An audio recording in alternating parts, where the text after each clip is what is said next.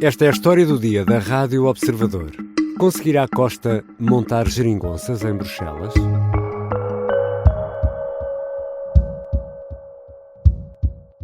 Quando se cede nos princípios do direito internacional, essa ameaça, isso transforma-se numa ameaça para o conjunto da comunidade internacional.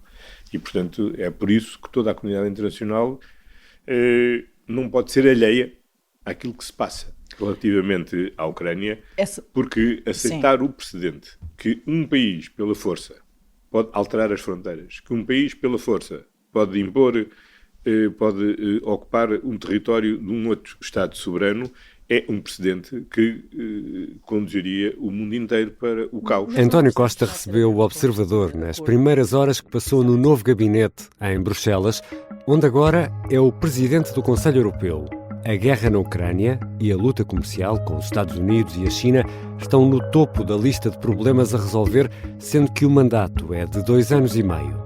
Neste episódio, olhamos para a nova vida de António Costa em Bruxelas e como a arte de inventar soluções lhe poderá ser útil. Uma conversa com Rita Tavares, jornalista e grande repórter do Observador, que há muito acompanha o Partido Socialista e a carreira de António Costa. Eu sou o Ricardo Conceição e esta é a história do dia de quarta-feira, 4 de dezembro.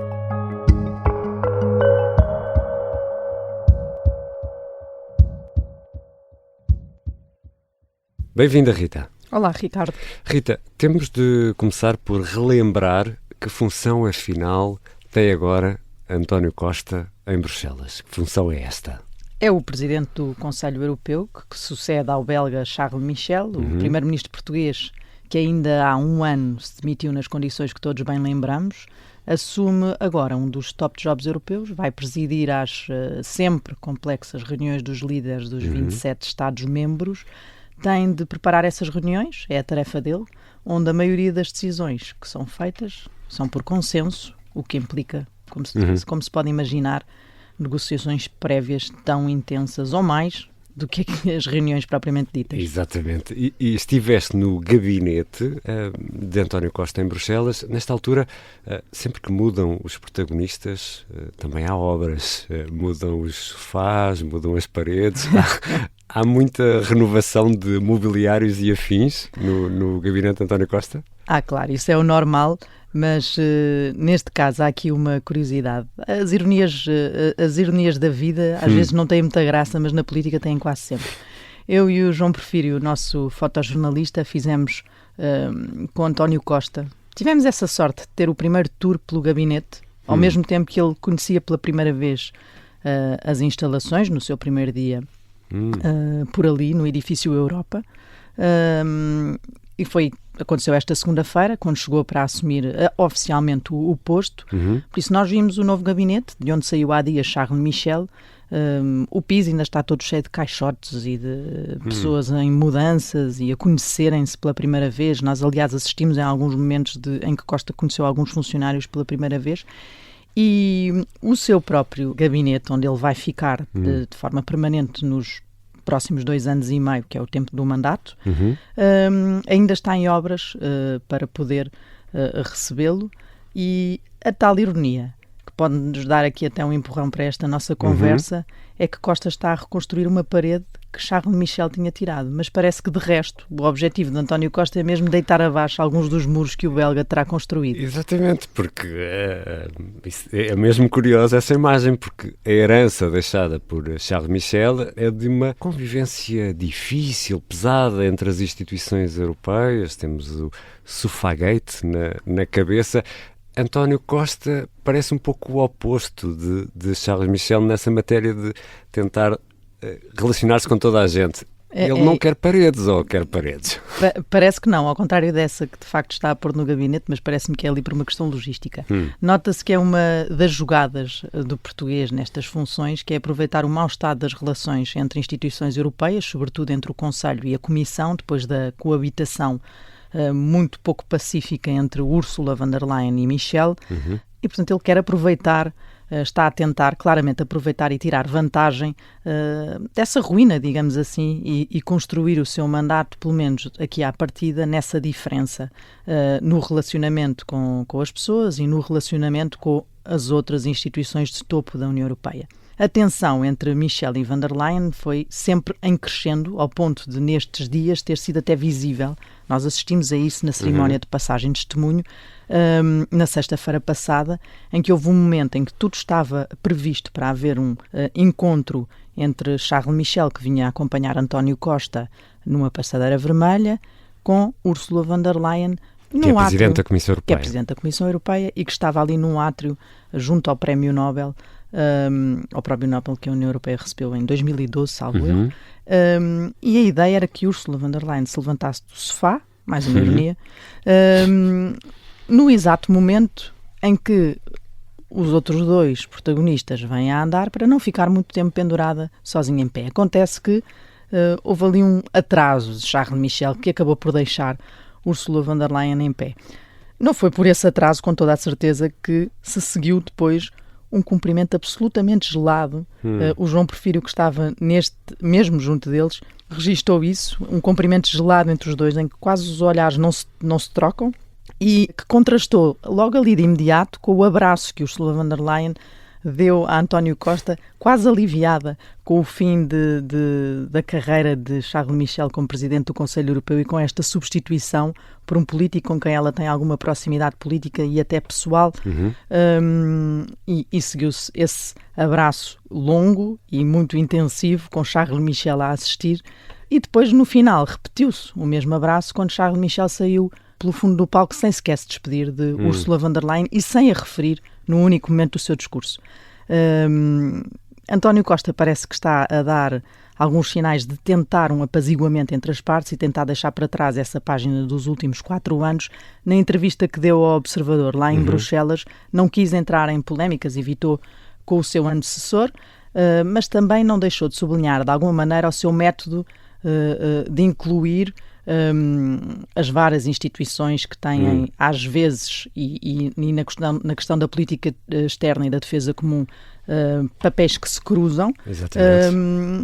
Não deixou de frisar que está a tentar fazer coisas diferentes. A primeira foi logo levar a alta representante para os assuntos externos e a comissária para o alargamento consigo na visita que fez no domingo a Kiev, para dar esse sinal, dizendo que isso nunca tinha acontecido antes, foi a primeira vez que aconteceu, e rematando, se isto é novo, mais vale tarde do que nunca. Deixa-me aqui recuar um pouco, e tu acompanhas a carreira de António Costa há muito tempo, e António Costa teve treino para esta posição em que se encontra agora de tentar encontrar consensos. Lembro-me, talvez, do treino na Câmara de Lisboa, onde teve de juntar várias forças partidárias de esquerda, e depois da geringonça. Este treino, esta carreira de Costa, faz dele um negociador, um inventor de soluções que pode ser útil para este cargo? É pelo menos essa a expectativa que existe em Bruxelas, que Costa possa usar essas habilidades que lhe são reconhecidas e que são sempre muito referidas e associadas, sobretudo a esse tempo da geringonça, para pôr de acordo partes tantas vezes tão opostas. O quadro, no entanto, no Conselho Europeu é bem mais complexo do que o PCP, Bloco de Esquerda e Verdes. Exato.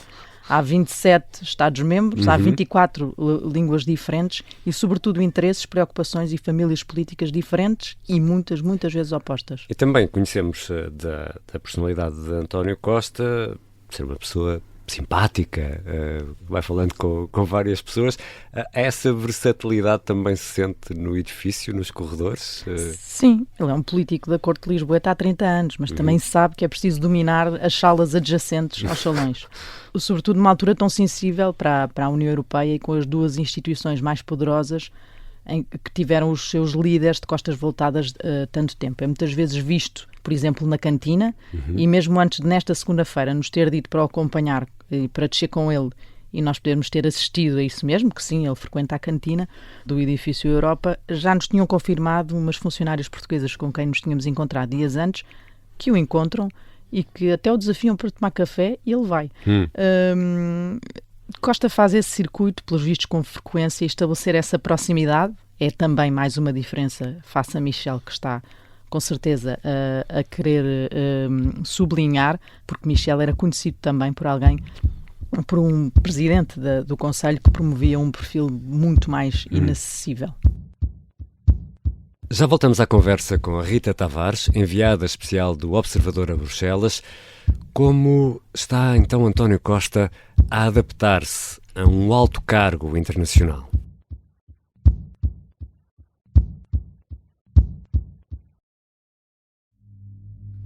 Esta é uma história de guerra. Dá-me uma catanada aqui na cabeça, abre-me a cabeça. António Lobato foi o português que mais tempo esteve em cativeiro na Guerra de África. 7 anos e meio. E diz-me assim, dá a faca. E eu digo assim, vem buscá-la. E não dá a faca. E eu levantei-me assim, vem buscá-la. É também uma história de amor. A carta era muito simples. Querida, estou vivo. Eu voltarei. E é também a história da operação secreta para o resgatar em plena ditadura do Estado Novo. Agora vamos para o meio de quando há querida, acabo destes gajos todos que são... Este é o Sargento na Cela 7. Uma série para ouvir em 6 episódios que faz parte dos Podcast Plus do Observador. É narrada por mim, Pepe Rapazote, com banda sonora original de Noise Earth. Pode acompanhar no site do Observador ou nas plataformas de podcast.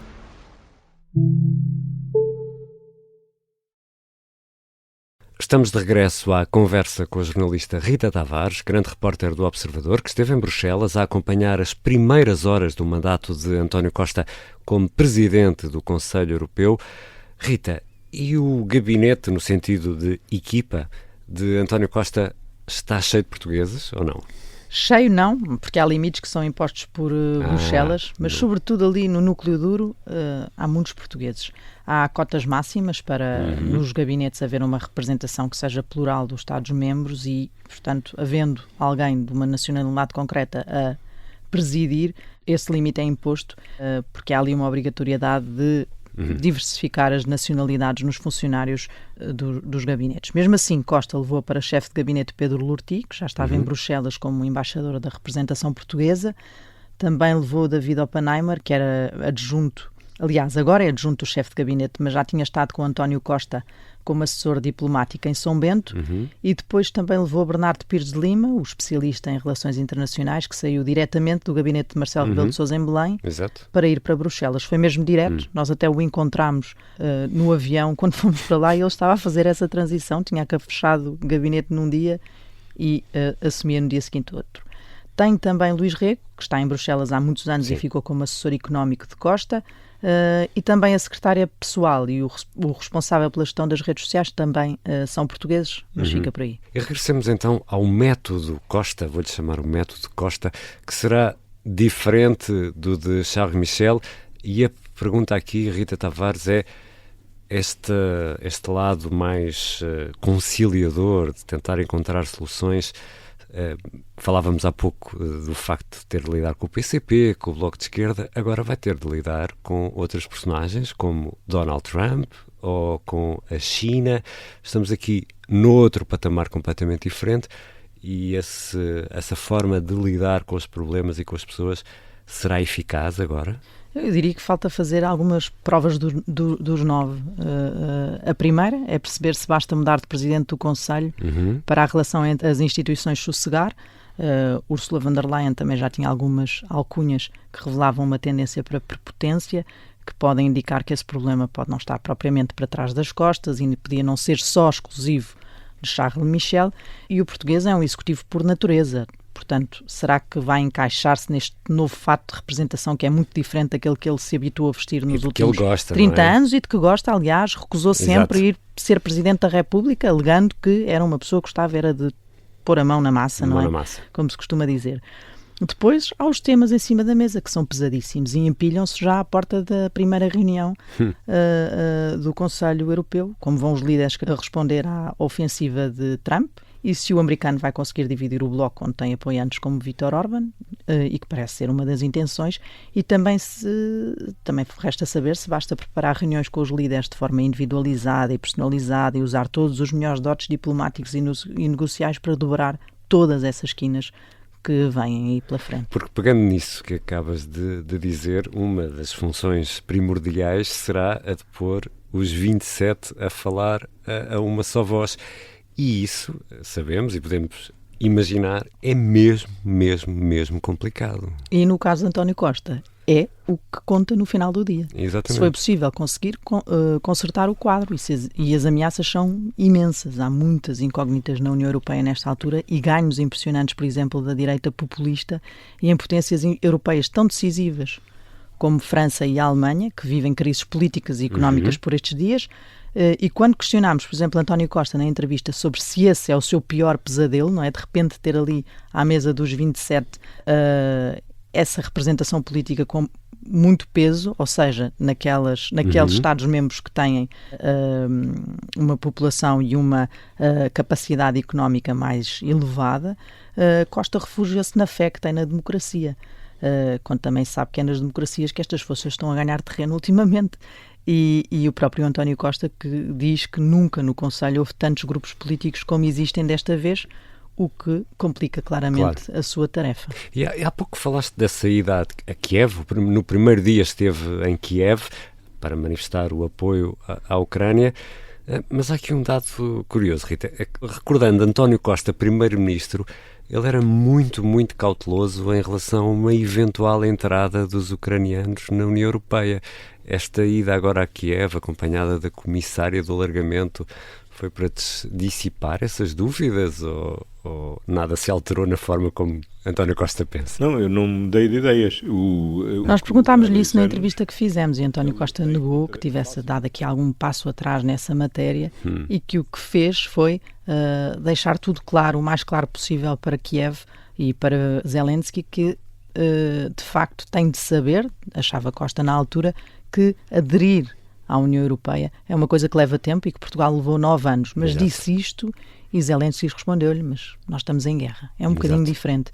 E isso criou ali uma certa tensão na altura que hoje António Costa está a tentar deixar para trás das costas porque é uma das suas bandeiras esta ideia de que há um apoio grande da União Europeia a Kiev e que é isso que quer continuar. E depois desse simbolismo de começar os trabalhos com os pés em Kiev e dos muitos sinais que quis deixar nestes primeiros dias sobre a necessidade de uma união mais fluida e descrispada entre as instituições, o próximo desafio é mesmo a reunião do Conselho Europeu, a primeira que vai liderar e onde terá em cima da mesa a posição comum da União Europeia sobre Trump, mas também o reforço do apoio à Ucrânia, apoio financeiro, e onde já se sabe terá resistências e onde na entrevista ao Observador também já deixou alguns avisos, talvez até numa certa forma de pressionar já os Estados-membros ao dizer que quem se entendeu nos últimos 3 anos não terá razão para não se entender agora. Se aqui estivesse Marcelo, talvez lhe chamasse, sei lá, otimista irritante. Já vi que trouxe o otimismo de São Bento para aqui o edifício Europa. O otimismo não era de São Bento, era meu e, portanto, está comigo. E no meio disto tudo, Rita Tavares, vai dar para, no fim de semana, vir a casa ou tem de ficar mesmo em Bruxelas a viver? Ao que parece, a intenção é vir nos fins de semana, mas Costa fica a viver de forma permanente em Bruxelas, num bairro diferente do quarteirão europeu. Veremos se será só por 2 anos e meio ou se faz 2 mandatos, como tem sido a tradição, e veremos se conseguirá vir a Portugal tantas vezes como planeia. Uma coisa parece certa, não virá para participar em eventos partidários, isso também já deixou claro. Diz que as funções que ocupa agora não o permitem, quando é provocado sobre se não é um alibi perfeito para se manter afastado do Partido Socialista e não ter de falar do seu sucessor nesse partido. António Costa diz que não precisa de alibis. Obrigado, Rita. Obrigada, Ricardo. Rita Tavares esteve com António Costa em Bruxelas a acompanhar as primeiras horas de mandato do novo presidente do Conselho Europeu. Rita Tavares é jornalista da secção de política e grande repórter do Observador. Há muito que acompanha o Partido Socialista e a carreira de António Costa. Publicámos a entrevista no site e também está disponível lá em podcast. Esta foi a história do dia. A sonoplastia é da Mariana Sousa Aguiar, a música do genérico do João Ribeiro. Eu sou o Ricardo Conceição. Até amanhã.